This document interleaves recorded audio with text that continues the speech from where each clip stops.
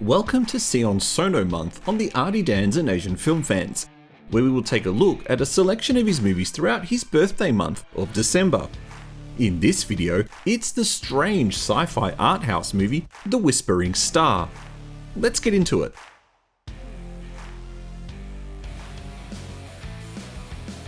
A human-like android, whose job is as a space courier delivering packages to humans on distant planets, ponders her existence and the existence of the human race while spending the time on her rented spacecraft travelling to her next destination.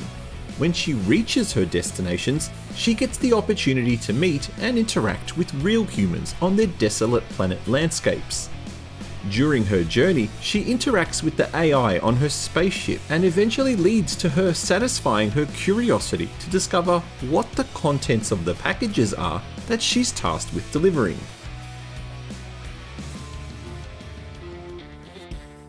In regards to Sion Sono's catalogue of movies, this one is probably one of the strangest, yet it seems rather well known. I admit I didn't know anything about this movie until it arrived in my mailbox, and the synopsis did make it sound very interesting. But it's a slow movie, and not much happens in the first 30 to 40 minutes, and this could frustrate those unfamiliar with both Sono movies and Japanese cinema in general.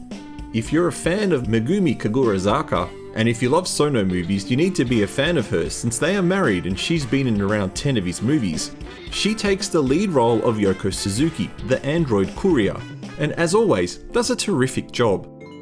Beautifully presented in black and white with a slight sepia tone, there's only one brief shot of colour, which comes as a pleasant and unexpected surprise around halfway through the movie.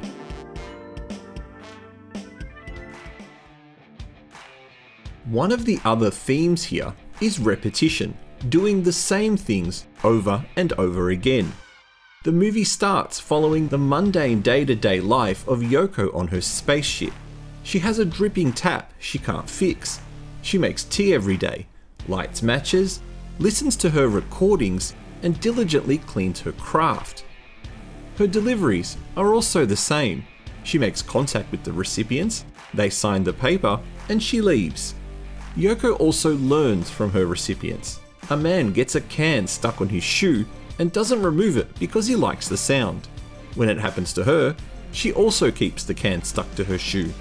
Worth mentioning that the woman who uses the seal decides to kick the can that's in her path rather than crushing it, and the scene with that woman occurs on a beach, which is one of the more interesting ones.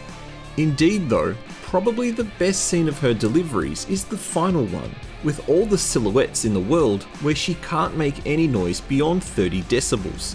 There's a lot going on in the delivery scenes which really connect back to the main theme of humanity and how Yoko uses this to learn more about humans. Worth noting are the locations used in the film.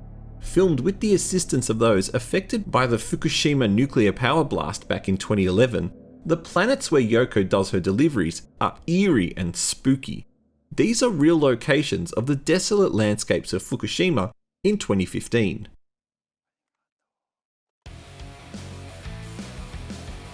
This really isn't a movie for everyone, and not a movie I would watch again due to its slow and thoughtful nature. It's a movie you could only appreciate once, and that's the first time you see it.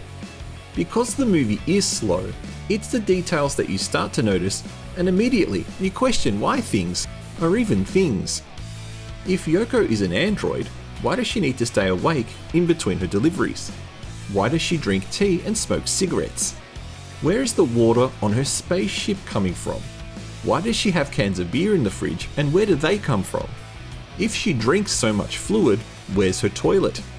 And how is it that she's able to run off just a handful of AA batteries?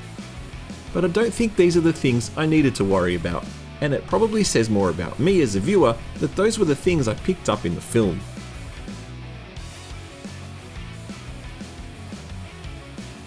In the end, when you look back at the film, it was great, but it's not something I would strongly recommend you must watch unless you like really strange art house sci-fi movies.